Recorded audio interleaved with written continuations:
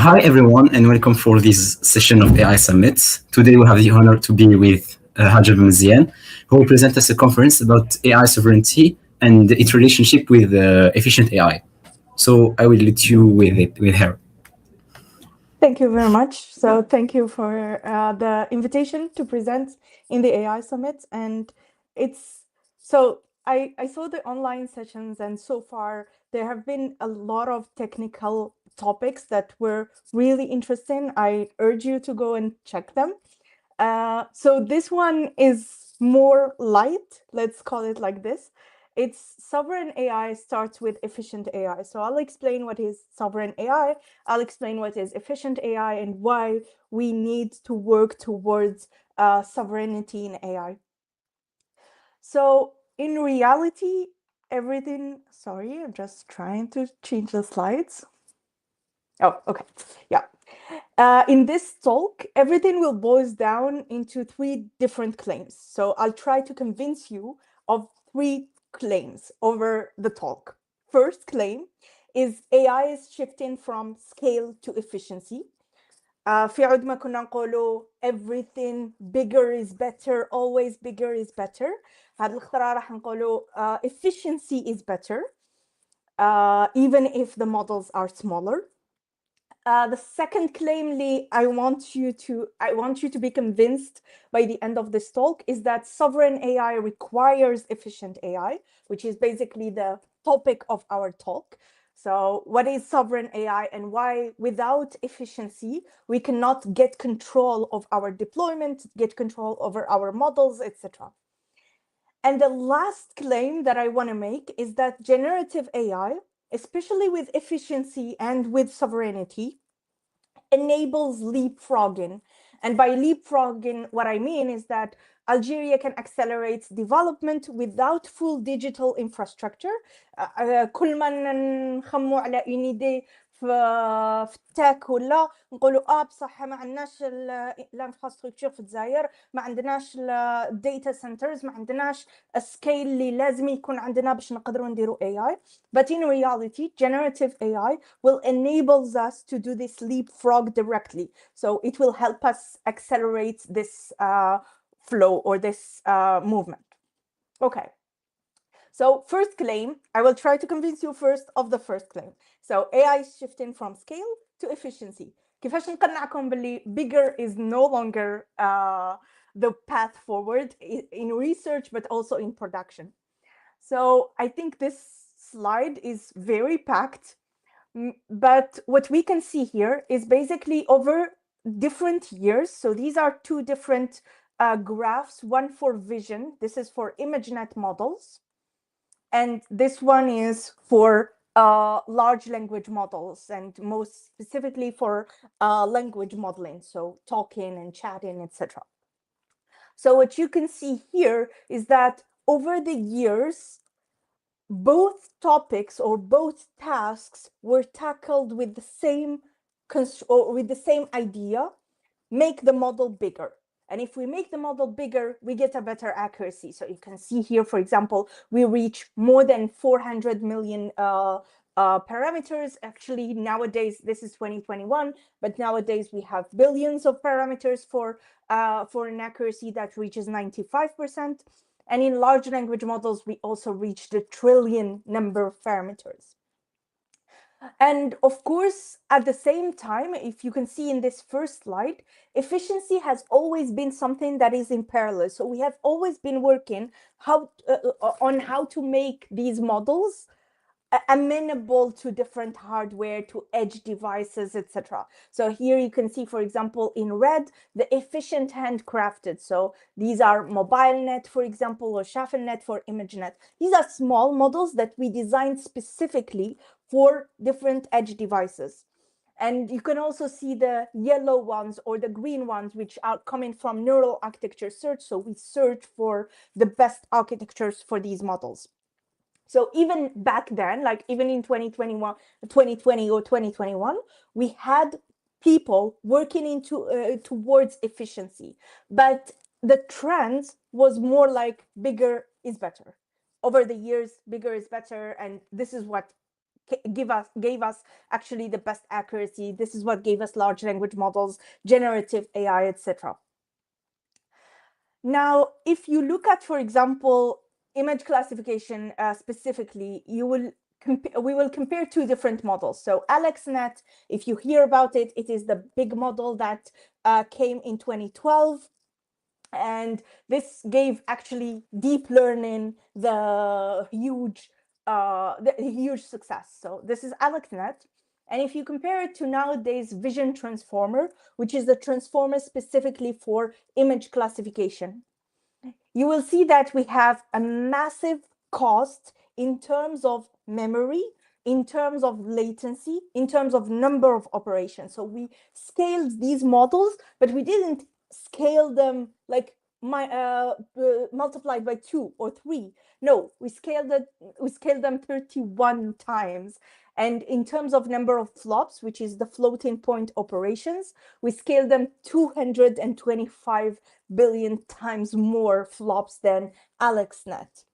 So it's true, we get a huge accuracy advantage, 90% versus 63%, but at a massive cost in terms of model size and number of operations that we are doing.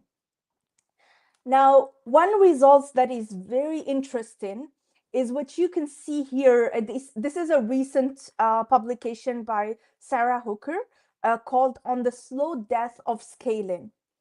Here, what you can see is over the years, these are different amounts, or from 2022 to 2024, and this is the average score of large language models. So, كما على بالكم, large language models, they don't do only one task. They don't do only chat, or they don't do only mathematical operation. They don't do only code generation. They do a lot of these tasks. So in reality, when we compare two different large language models, we try to compare them over the average score. So here you can see the average score increasing over the years. That's logical because we are improving the training methodologies, we are improving our models, etc. But what is interesting is that this green colored points here represent all the small models, which means that the models that have less than 13 billion parameters, versus the gray points or circles, which represents the larger models, more than 13 billion. And you can see a trend that is very interesting. We see that small models have always reached the accuracy or the average score of large models.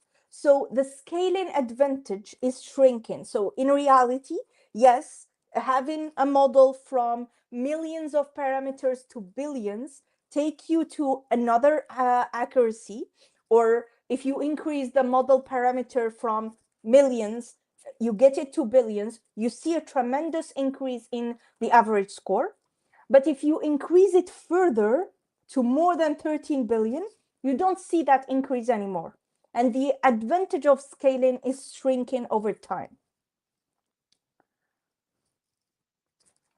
Okay, sorry, just trying to change. Yeah. And what we also see, which is very important for us, is that, yeah, scaling still works, but not at the same advantage. But it's no longer the main constraint in our models. So what you can see here in this plot, these are over the different months, and this is the monthly AI cost. So how much it costs to train the model versus how much it costs to produce or to do inference on that model. And you can check this blog post where they explain how they got these costs, etc.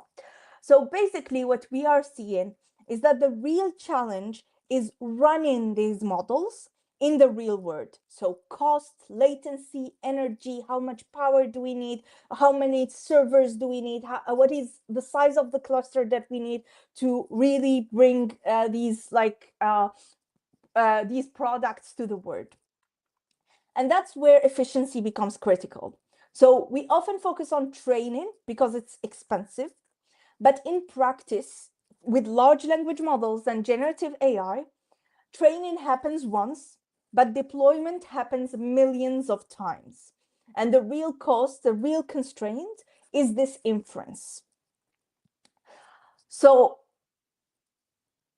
one thing that is very important is that this scaling, what I want you to take out from this part is that scaling is shrinking. So we don't need to go to 100 billion. We don't need to go to trillion models. A 13 billion model or a 3 billion model is sufficient for certain tasks. And the second thing is that we really need to work on efficiency at the inference level, because this is where the cost is tremendous, and this is where AI is most costly. Okay, so first claim, I hope I get it right. The first claim is basically we're going from scale to efficient models. So smaller model than the trillion or billion of parameters to a 1 billion, 3 billion model that is very efficient. Now, the second claim, if you remember, is that sovereign AI requires efficient AI. And to explain what is this, or to explain this claim, I first need to explain to you what is sovereign AI. So sovereign AI doesn't mean it's a made-up word. Actually, even AI, artificial intelligence, it's a made-up word. It's not intelligence in essence. We know that the models are trained. The models are trained based on data, statistical models, etc. So it's not really intelligence. But yeah, we give names, weird names to stuff. So sovereign AI doesn't really mean building everything from scratch. It means having control over how systems are deployed, how data flows, and how decisions are made. So if you have a model, you want to have full control over everything that it does and everything that it produces. So, for example, why is this so important? Let's say the most obvious thing is for privacy reasons. So let's say we are doing a medical kind of large language model, where you're talking to that large language model and you're given some medical data about yourselves and you want some answers about certain things. Of course, you want that discussion to be private, and you don't want it to go to any cluster in the world or any data center outside of what you're comfortable with. This is the first thing. The second thing is ethical AI. So, for example, let's say Algeria wants to set certain rules about what a large language model can do and what a large language cannot do. Then you have to have your model on site or on your own infrastructure so that you can enable that. Because in reality, you don't have control over neither the data nor the model if it is in a faraway infrastructure, especially if you deploy it on AWS or GCP or any of these cloud services. So sovereign AI is more like having the ability to build, run, and control AI over time. Now, the default today is dependency. So today, most AI systems are accessed through APIs. So if I want to create an application, let's say I want to develop a website that would analyze your resumes, you would give it to the resume and it would give you some, and it would give you some review or some comments, some feedback that would improve your resume.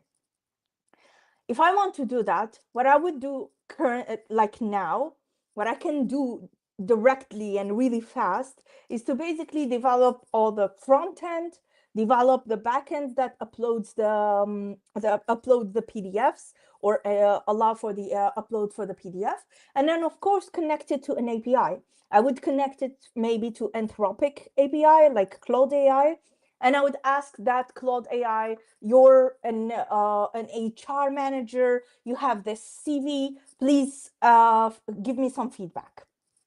And then I will just print those feedbacks for you. So this is very simplistic. And this requires an external infrastructure. So I'm actually using Claude.ai. I'm not using my own large language. Everything is usage-based pricing. So per user, I will pay for that amount per month maybe, or per request. But I don't own the system. I just rent it. So I cannot do any modification to the system, any fine tuning to the system, any update to the system. I cannot even like control how my requests are going through the system. In reality, I can avoid having dependency and go for open source models. There are a lot of open source models out there, including llama models, including flux models, for example. There are a lot of large language models that we can use today directly, but we have to deploy them on our end.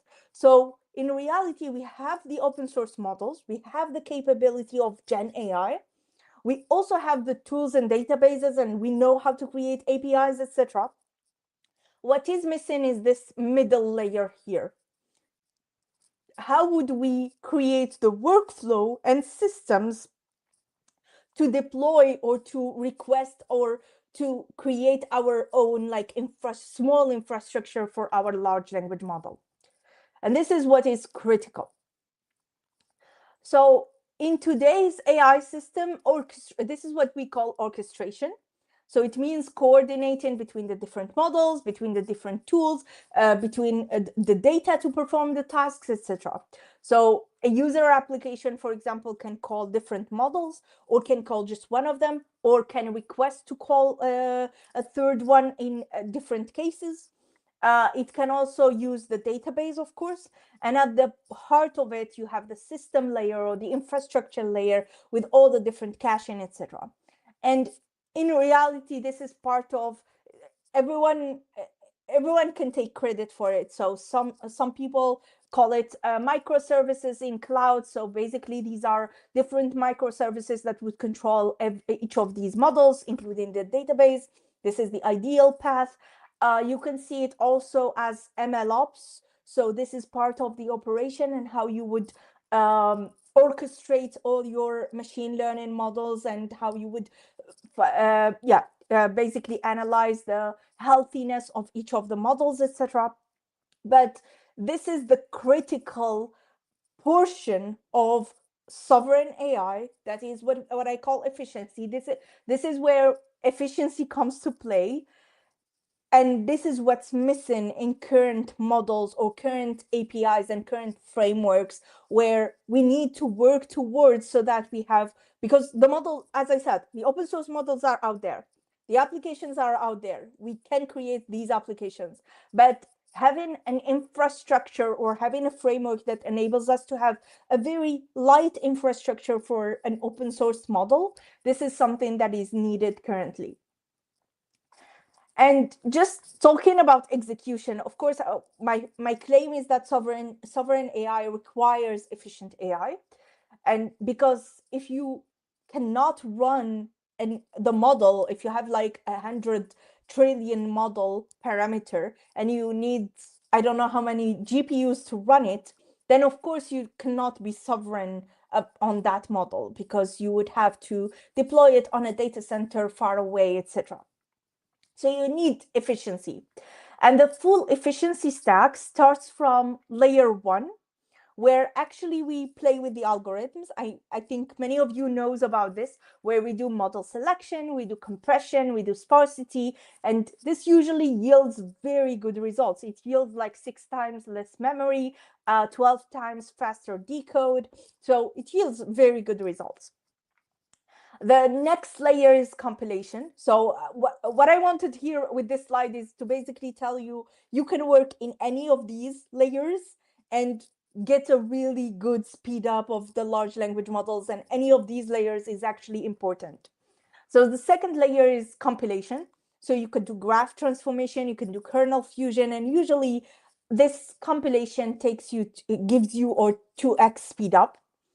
Or you can go to a third layer, which is the runtime, where you can have, for example, frameworks like LLMD, which is at the orchestration level, or VLLM, which is at the serving level with TensorRT LLM. And you can get a 2 to 3x speed up because they provide this this basic orchestration tool that really speeds up the communication. Or of course, you can work on the fourth layer, which is the hardware, where you can play with the bandwidth of the memory that you have in your hardware, or you can like explore different or novel hardware platforms like in-memory computing. This gives you a 2x speed up, but a 2 plus x speed up depending on the hardware. So for example, going from Hopper H100 to a Blackwell GPU, a Blackwell GPU, because of the bandwidth increase, the HBM bandwidth increase, you get a 2x speed up. And of course, combined, all of these layers actually yields 10 to 100x economic advantage. So the best case scenario is that we're working on all fronts. But if we are working on a single front, we already get a huge speed up over common systems.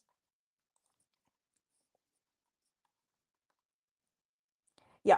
So at the end, in reality, sovereignty is not about having access to AI, but it's more about being able to run it efficiently.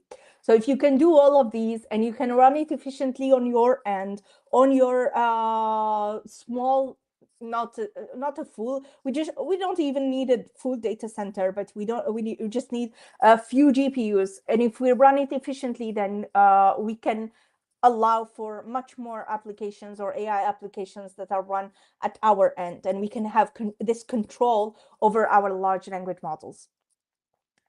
Now, the last claim that I had is that generative AI, when of course mixed with sovereign AI and mixed with efficient AI, enables us to have this leapfrogging. So first, I want to go back to my first initial discussion that technology required infrastructure that didn't exist. So in reality, each time when we had an idea, we wanted to implement it in Algeria, for example, we always hit these three different challenges. There is limited digitalization, so everything is on paper, everything is a PDF, but not really, if it's a PDF, it's not really readable, it's just like pictures or something. The systems are very fragmented, so you can take one data from there and then switch to another data from another service and then another data from another service, etc. And of course, there is a high cost for building an efficient software. So in reality, Algeria, you see that it takes most of it software from basically buying different softwares and trying to put them in use at use. Now, yeah, and of course, if you want to do, for example, I just give like here some examples. So if we want to do public service workflows, if we want to automate them, or if we want to do public health analysis, for example, here there is a lack of a unified system. So there is a lack of a unified database, there is a lack of a unified data infrastructure. And if we want to do software development, which is what we said, it's very costly, but it's also time consuming. So if we want to build our own software, we would take a lot of time to really get to that first prototype and to get to that first phase. Now, the barrier with generative AI is much lower than what we think. So with Gen AI, you can work with unstructured data. There is no problem with that. Natural language interfaces so that everyone can easily use whatever you are building. We can generate code and workflows, and we can have rapid prototyping. And what I mean by that, if we were in a traditional development scenario where we had to write the requirements, design the software, create the backend, front end, integrating, testing, and deployment, and of course, there is a lot of iterations in all of these boxes. This is just like a high level description. And this goes over multiple teams. This goes over long cycles and high coordination costs. So this is very costly and very time consuming.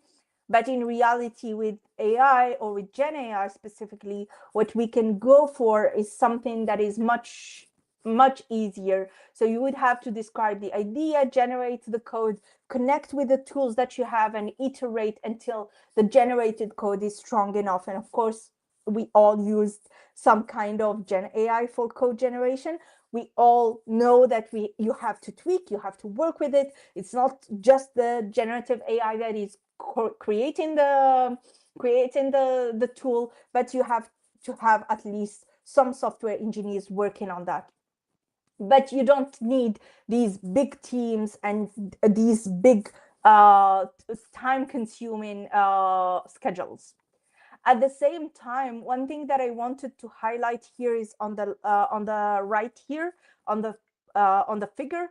You can see here what is called test time scaling. So in generative AI, there is this very nice trend where if you keep the Gen AI thinking, if you keep it generating multiple times or multiple tokens, so here in the x-axis is the number of tokens that it's generated. If you keep it generating, it actually finds the best solution or the correct solution. So these are very difficult questions or very difficult math and PhD level science questionnaire or databases or tasks where we try to run a large language model and we kept the large language model thinking, which means that we kept it doing inference or generating different tokens. And you can see that with that only, without changing the model, without changing the deployment, without changing anything, you just keep the model thinking. And you can see that it actually reaches very good accuracies across the different difficult or complex tasks. So yeah, the different opportunities that we have with Gen AI are not only on these two set of tasks, the fact that we have a lack of unified systems and the Gen AI can support unstructured, or the fact that we have a very time-consuming and highly expensive software development workflow where Gen AI can help us reduce the cost, but also reduce the time. All of this give us a chance to leapfrog, but at the expense, again, of creating the sovereign AI or creating the efficient AI infrastructure that would enable us to do that. So yeah, of course, this will lower the barriers to building with generative AI. There is no need for fully digitalized systems. We can support Gen AI with unstructured data. There is rapid prototyping and the ability to build local domain-specific solutions, whereas we don't need to go to a faraway cluster somewhere. And smaller team can deliver actually impactful systems. And this is what we see with all Gen AI used everywhere, or all the startups that you see that are built. So yeah, that was the end of my talk. So I wanted just to briefly remind you the 3 claims that I want you to have in your mind. The first claim is basically, the first claim is basically we are shifting from scale to efficiency. So we no longer think that bigger is better.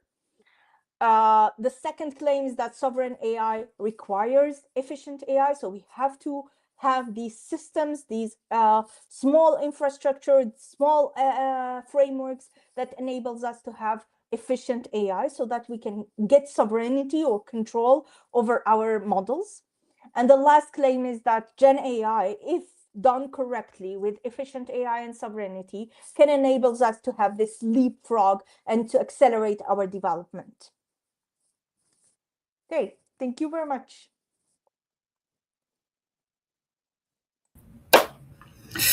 Yeah, thank you. It was an amazing talk. I have so many things that I want to discuss and so many questions. Thank you. Firstly, thank you so much for your presentation. No problem. It was so, it was interesting from beginning to the end.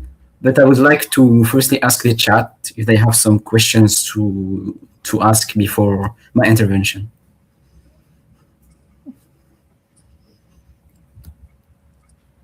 Or maybe should I ask? Should I? I will start with a question to encourage others.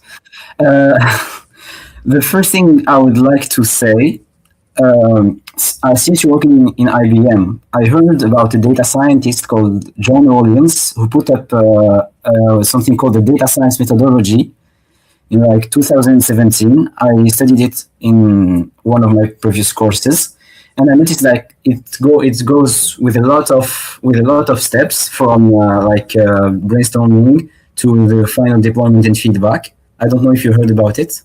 I'm not But aware. like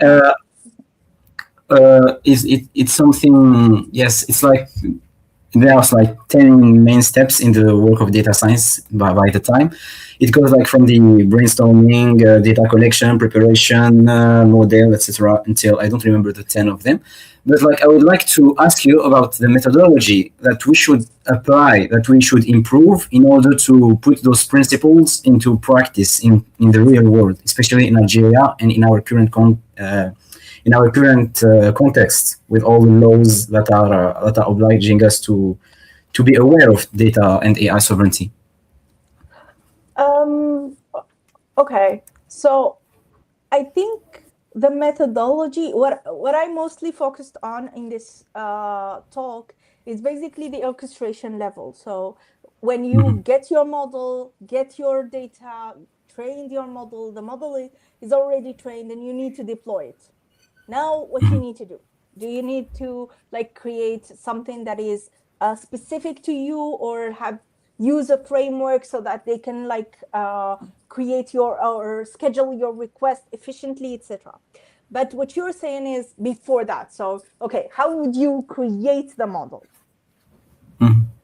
Honestly, I will give you two different answers. So if you target a task that doesn't need generative AI, like let's say you're targeting a small vision application on your edge device, for example, you want to put a Jetson Nano on a car and detect all the potholes in all the road blockers in the street. If you want to do that, then you better train your own model at small efficient net, a small mobile net that you would deploy, or a small YOLO. So these are the best networks that you would go for. So you would select your model and go through the pipeline, like the data center pipeline as you go. So collecting the data set, cleaning that data set, pre-processing the images, and then training your model. And of course, you would start with a model that you know works for similar tasks, kind of similar tasks. You would look for on the internet, pothole detection. Okay, I found that, for example, efficient net is really good, so I will use it, and then I'll train it and deploy it, try different models, try different strategies. If you were working with Gen AI, then I would definitely say, don't train your model. Go for open source models. Don't even think about like fine-tuning the model for your task. Go for open source models. They are very efficient, but just time scale them. Do whatever they are doing here, where you ask them to generate more and more tokens until they get the right answer. You can, of course, do some prompt engineering, like play with the prompt so that it gives you really good answers. But you don't really need, for most cases, you don't really need fine-tuning. In fact, maybe we can also turn to alternatives like retrieval augmented generation, like linking our model. Exactly. It's something that's not like, but then that requires you to have documents, right? That requires you to have the data set, and it depends on the task again. So if you have those documents, yes, of course, Gen AI with RAG would be the best strategy. Thank you. We also noticed that here in Algeria, we don't have many options to deploy our models. Like I know about some startups like AI Grid and EcosNet that are offering GPUs and ways to host our models. But are they like sufficient to build our own local solutions? Like, what's your opinion on that? Honestly, I deployed open source model like 3 billion model to a 7 billion model on my local computer. I don't think you need those huge GPUs. It's a misconception Okay. that we need a large number of GPUs. Of course, when I deploy it locally, I can host up until maybe 100 requests a day, not more than that. If you want more than that, you would go for a data center. That's logical. But even like if you want more than that, that means that you're gonna have a product out of it. And that means that you're gonna get paid for whatever you're doing and you can pay for the data center. So for the prototyping locally on your end is sufficient. And I don't have like a big computer. I just have like, yeah, a normal, yeah, not a game, not even a gamer paper computer. Yeah. Okay, that's surprising. I have some questions in the chat. The first one is: if training is optional and deployment is mandatory, should national AI strategies stop trying to train foundations models from scratch and instead investing in? I think you already partly answered to this question. Yeah, I definitely think that. I definitely think that they should focus on deployment. They should focus on, yeah, especially foundation models. Like if they are training foundation models, I've seen even like for Darija, they just fine tune the models. They don't even need to train them fully from scratch, and it gives good results with time scaling. So I don't see any reason why one would go for training, especially if you don't have the infrastructure. If you pay for a training far away, that's really bad. Like that's just giving our data.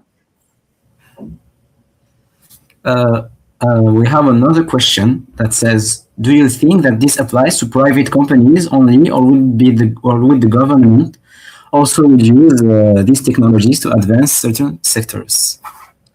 Honestly, the two sectors that I gave here are more for government than private sector. So, yeah, if we look at the software that we have today, it would have been better if they were analyzed using Gen AI, if they were at least not created or developed using them, but at least analyzed and looked over and tested using Gen AI, so that we don't give something to the public that is not working. And you all are thinking of the same software or same applications that I'm thinking about, I'm sure. Okay, yes. Uh, in fact, something I personally notice is that in the AI world in general, we arrived in a step when optimization is important. Like before in like 5 years ago, we were just using huge infrastructures without optimizing anything and just put there into production because we hadn't the limitations of like the hardware. Like even compare in the past, like 100 years ago, they were doing anything to put like microscopic chips in a small space. Like those limitations went away with time, but they're coming back right now. Like something that I noticed lately. Like, what do you think about it in the context of AI and what we live nowadays? So one of the things that is very interesting in generative AI is the memory. So before, if you remember, when we talk about GPUs, why GPUs was the like key to AI and the key to deep learning, etc. Because we were saying that GPUs were accelerating matrix multiplication, right? And for vision and like gaming and game simulation and all of this, you do a lot of matrix multiplication because you have to filter, you have to do a lot of these.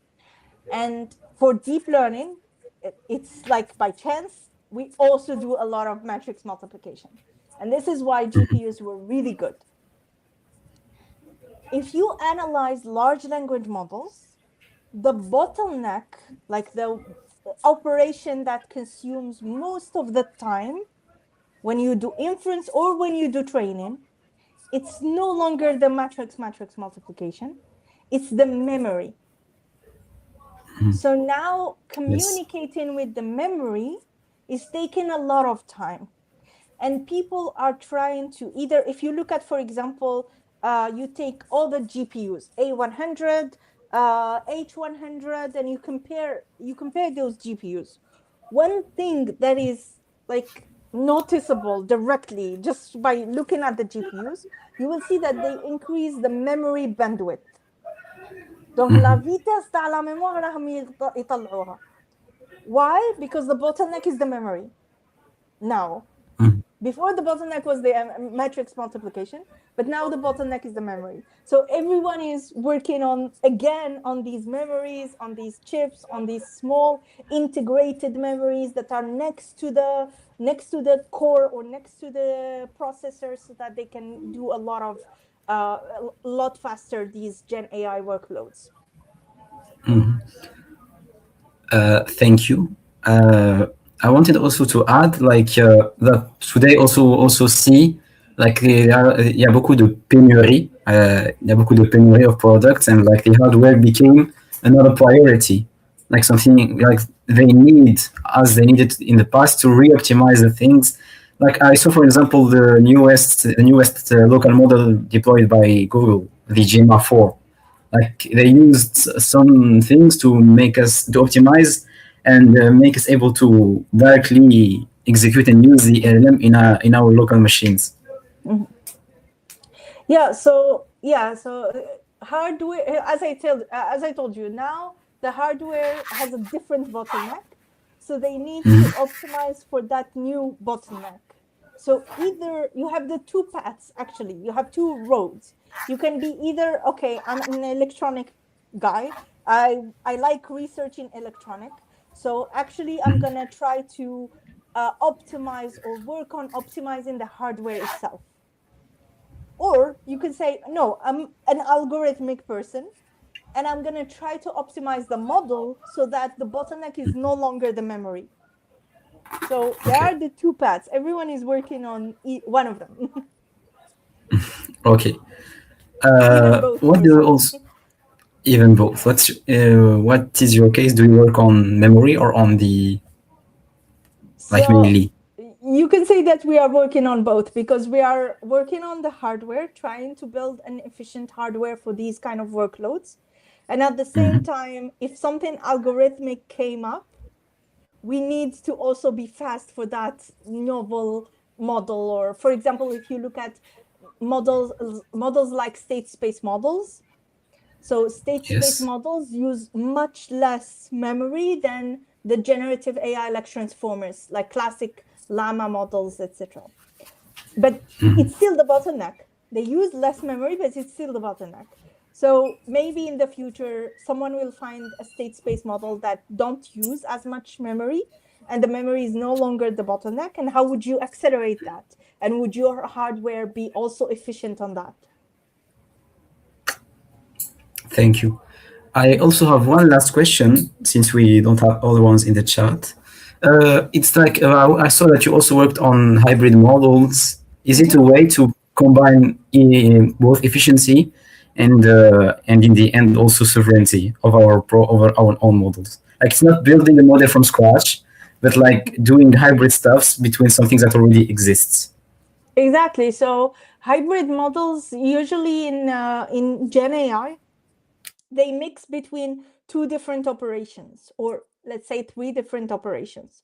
So they mix between the self-attention that you know about, that is very memory consuming, and the state space model block, which is less memory consuming, but less accurate. So when they train the state space model, they got like Mamba 2, for example, they got a model that is close in accuracy or in average score to the llama models, but not the best, but not outperforming them. It outperforms them in terms of memory only. So it removes that, like slightly remove that bottleneck. So one idea was, how can I take the state space model block, which is less in memory, but also keep the self-attention block so that I have a model that is more more accurate than the llama models with less memory. So that's the idea of hybrid models. And at IBM, I think we have the Bomba 9 billion. So Bomba is our Yes, like mixed hybrid model where you have, for I example, saw it. SSM blocks and self-attention blocks. SSM stands for state space models. Exactly. I saw it's something related to, if I'm not wrong, knowledge. Can you remember what it's related to? What's like the specificity of? The way you can. I think it's used as linear transformers, something like this. Sorry, you think? Is it using like something like linear transformers? No, not this one. There is one that is using also linear attention, which is also something that people are looking into. But state space models, you can think about it as going back to recurrent neural network. So sorry, you can think about it as going back to recurrent neural network. So if you remember, for natural language, the models before transformers were recurrent neural network. Like everyone was using LSTMs or like these RNNs. And state space model, they go back to the idea of having a memory matrix, and then you multiply that memory matrix by the current hidden state, and you evolve. yes, I remember it. Yes. So I think we will take one last question if there is one, and we'll end there.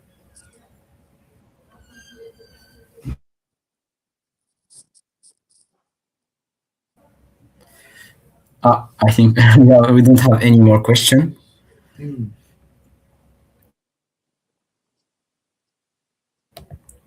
I also wait. I have another one. I have another question because, like, I'm sorry, it's like a really interesting talk. So, something I would like to add is that in our current context, in Algeria, especially in the Algerian market, especially, what would you advise for us as students to take this path in working to the first step that we should take in this direction in order to work in AI sovereignty and AI efficiency?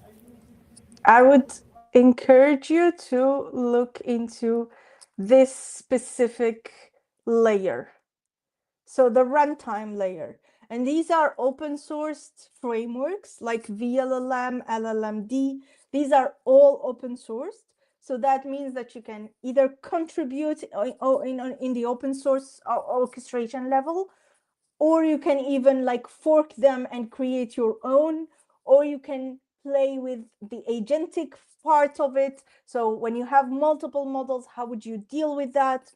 So really, this layer is where everything is not missing, but everyone is working on it. Like there is a lot of work, but we need expertise on that layer in Algeria. Okay, thank you so much. We had a question while I was talking. I think it is the last question. Your orchestration model works great for cloud and APIs, but how does it hold up when the tools are constrained edge sensors and local micro models? Okay. So yeah, these are more like for Gen AI. So when I talk about Gen AI, it's mostly like, a billion model or 3 billion model, like really large models. So there, what you mean by constrained edge AI, edge sensors, it depends on two things. It depends on either you mean you collect the data by the edge sensors. So for example, you have different sensors around the house. Your house is very like automated and you have different sensors. You detect all of these data, you gather them somewhere, or you maybe have like these different sensors in a forest. They all send it to one data center, and you have your small foundation model for maybe detection of anomalies or something like this, or explanation of something. explanation of behaviors, for example, then the orchestration level would happen at the data center where all of these sensors have sent their data. And maybe there you would, of course, play with the orchestration level because not all the edge sensors would send their data at the same time. So you would schedule the run of your model, you would wait for certain sensors, you would do a lot of tricks to do that. Now, if you mean you want your model to be deployed on the edge sensor itself, so for example, let's say you have a traffic control camera and you want to detect the plague on the camera and then send that information to the data center. If you want the model to be deployed on the camera itself, then you don't need a huge orchestration level, like cloud level orchestration framework. What you would need instead is something that basically deploy your model locally on the camera and then just send the data in somewhere in your server. You're waiting for that data to come and you're just displaying that data. So these are two different tasks. First task is Gen AI. You need kind of a cloud level orchestration. I agree with you. Second task, constrained edge sensors and local micro models. These are deployed locally on the edge device. You can have a communication network between them, but you don't need that huge orchestration level at the request level. Like requests are coming from different people and you have to deal with them. You don't have that. I hope I answered your question. I think you did so. So we are at the end. Thank you so much for your talk, for taking the time to answer our question. It was a pleasure having you with us. No problem. Thank you very much. Thank you. And I hope you enjoyed as much as I did. And thank you so much. I think we'll end here. And see you all in the next session of AI Summit.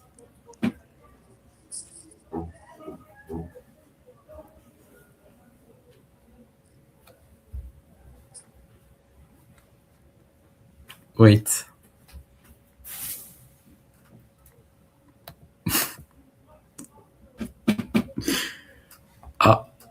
The host is not here. Well, I think we can leave here.